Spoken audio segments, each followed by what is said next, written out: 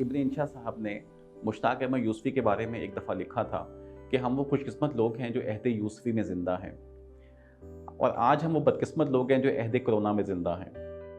पूरी दुनिया बंद हुई हुई है, सब काम रुके हुए हैं और हम हर दूसरे मिलने वाले आदमी से कोरोना के शक में मुब्तला हैं। इससे बचने के 2-3 तरीके हैं जो पिछले 1 डेढ़ महीने से हम इस्तेमाल कर रहे हैं, जो पिछले 1-2 महीने से मैंने आज़माए हैं, आपसे भी शेयर कर रहा हूँ। एक तो ये कि खुदारा मीडिया से दूर रहें, कोशिश करें कम से कम खबरें देखें। आप अच्छे भले बैठे होंगे, आधा घंटा टीवी देखने के बाद आपको अपने अंदर कोरोना के 2 सिम्पटम एटलीस्ट महसूस होने लग जाएँगे।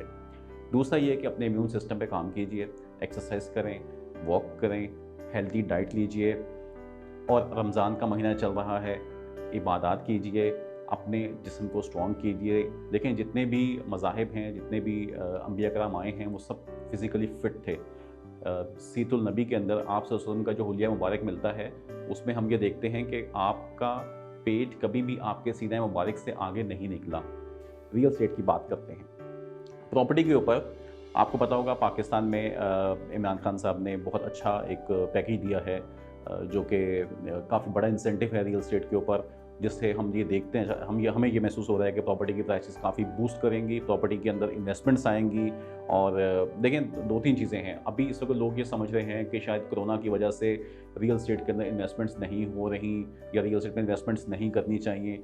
इन्वेस्टमेंट करने का बेस्ट टाइम वही होता है जब वहाँ पे बाइंग कम हो रही होती है। जब बाइंग बढ़ती है, डिमांड बड़ी होती है वहाँ पे, तो ऑब्वियसली आपको प्राइसेस उस तरह की नहीं मिल पाती जो आपको अभी मिल रही हैं।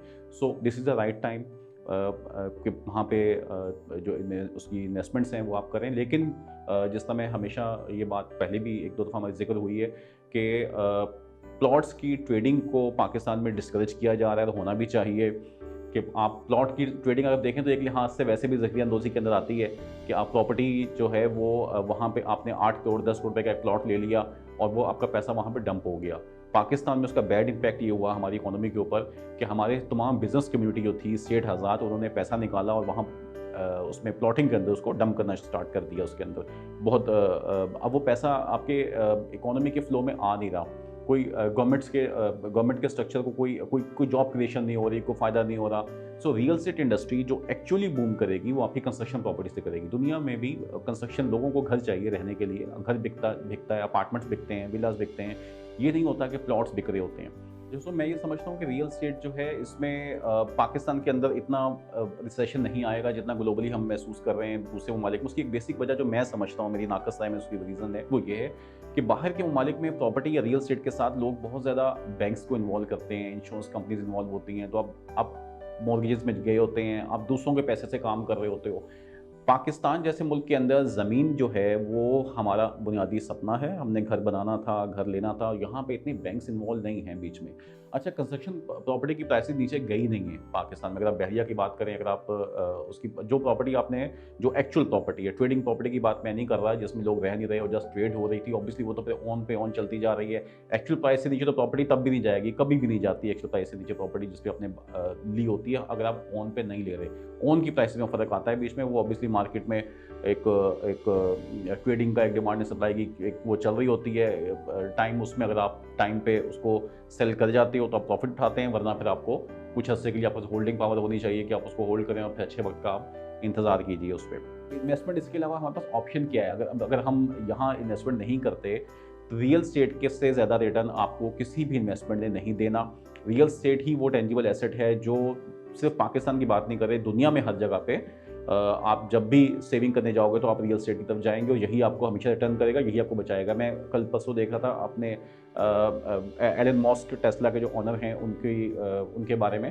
तो उन्होंने एलन मस्क ने 2 अपनी जो प्रॉपर्टीज़ हैं वो कैलिफोर्निया के अंदर, वो उन्होंने $39.5 बिलियन की वो उन्होंने फॉर सेल रखी। अच्छा, एलन मस्क जो है वो चूँकि बिज़नेस में अभी बहुत बड़ा उनके वो आया हुआ इम्पैक्ट आया हुआ है कोरोना की वजह से। टेस्ला की भी फ्यूल प्राइसेस इतनी कम हुई हैं, सो उनकी वो इलेक्ट्रिक कार्स की भी सेल उस तरह की नहीं हो रही होगी।